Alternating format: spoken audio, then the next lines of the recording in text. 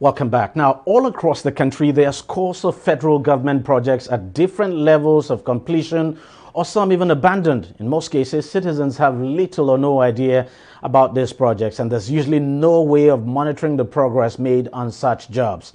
Now, the government says it has concluded plans to develop an app that would assist citizens to monitor and evaluate ongoing projects across the country. Minister of State for Budget and National Planning Clement Agba says the monitoring application has been developed and would be installed at the sites of the over 300 ongoing projects across Nigeria. The minister added that the Grade 3 geospatial technology, which is domiciled in the Monitoring and Evaluation Department and the planning arm of the ministry, would enhance transparency and integrity in projects execution through citizen participation going forward. He explained that the intent of the iMac web app was to use geospatial technology to monitor the progress of all projects that are layered on the Nigerian map with the longitudes and latitudes of the projects clearly indicated. Now, the application, according to the minister, would serve as a platform where citizens could upload pictures, record on the progress, pictures now and records now, on the progress of works regarding various projects in their jurisdictions in such a way that nobody can file in false or defective evaluation and monitoring reports or claims. Now, if the plan succeeds, it will no doubt be a huge step towards holding leaders accountable. Joining me now on the program to discuss this further is Joshua Olufemi, who is a data scientist and founder of DataFight. He joins us from Abuja. Mr. Olufemi, thank you very much for joining us on the program. First off, what's your take on this initiative? How important is it? I think it's a very laudable initiative for what it is described to do. The opportunity for citizens and even government itself to use geospatial intelligence to monitor progress and be able to also review and learn from how what government money is being spent. And it's not just about the government now monitoring. Even citizens as well. That's what the minister says. Can actually monitor, evaluate. I mean, record, take pictures, send in records of whatever they observe at the project sites as well.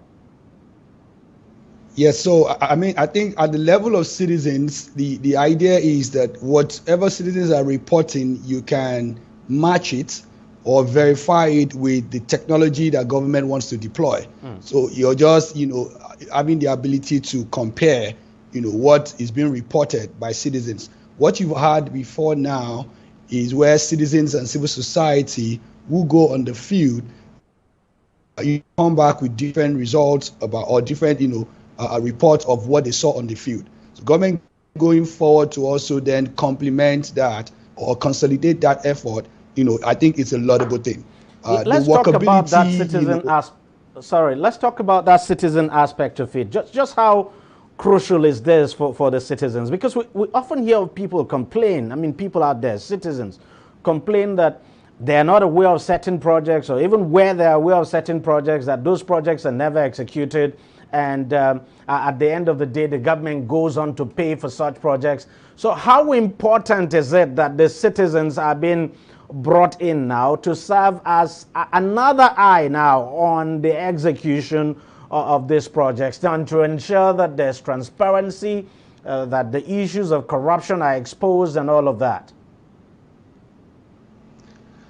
So, if you look at it from that end, you only be reviewing what should be included or what needs to be done. You don't make me to police what I don't even know exists.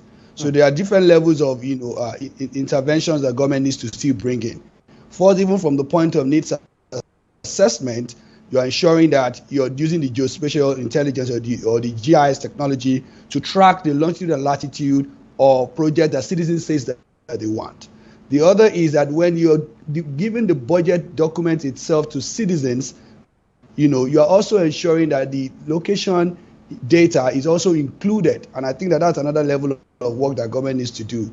Not just limited to when you then determine 300 projects, for instance, that citizens now need to become the police.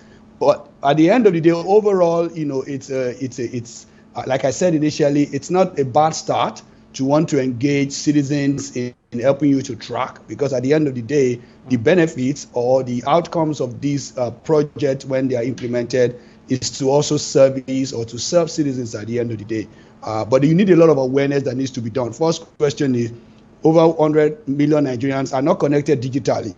So how do they even help you report, these issues? I think that's a critical question to begin to ask. So what type of awareness, what type of, citizen engagement or participation is government thinking about?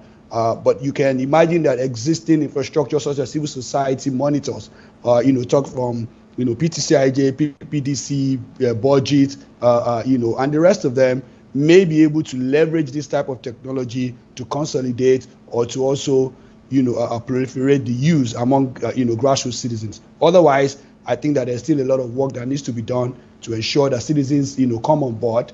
And it shouldn't end at the point of implementation. It should start from the point where you're even asking citizens, what project do they want done?